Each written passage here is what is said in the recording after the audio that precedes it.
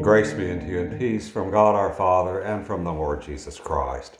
I'm Father Steve Sellers, and thank you for tuning in today for my brief daily message of hope and inspiration over this YouTube channel. I hope that your day today is going very, very well. I know we are in these exceptional circumstances where we're locked away from each other, keeping our social distance, as they call it, but we know that we're spiritually connected. And I'm just going to address a simple point today because it seems to come up in a lot of the conversations I'm having over social media. People are worried about where they are right now.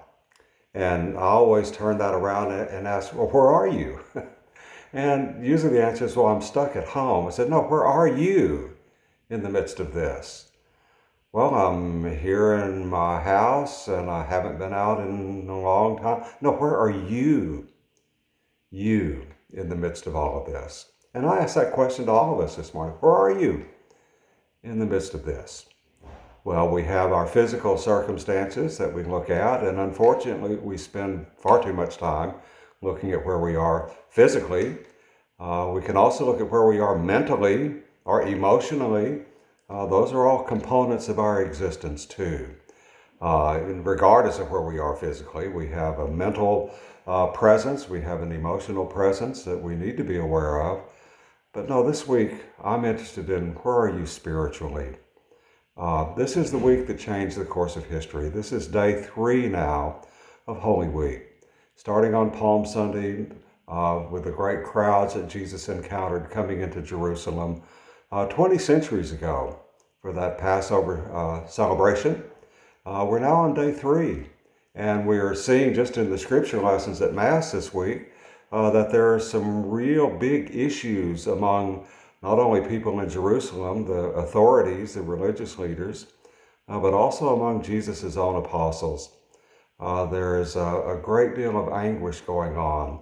And my point is that where are we spiritually? I just played a few verses of the great African-American spiritual. Were you there when they crucified my Lord?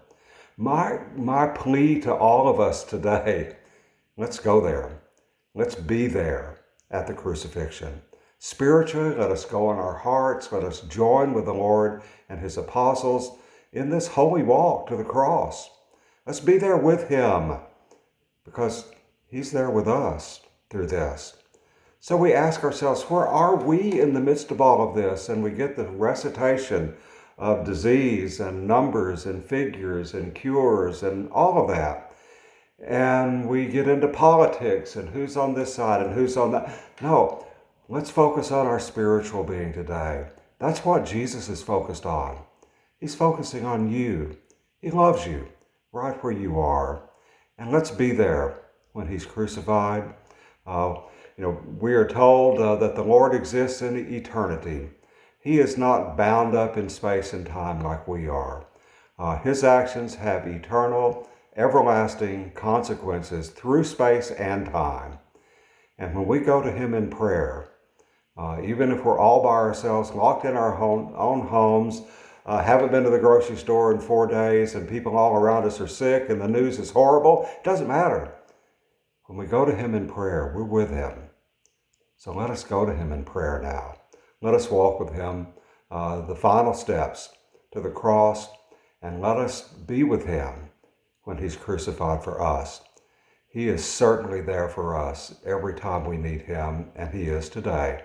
He's not going to leave you. He's not going to abandon you.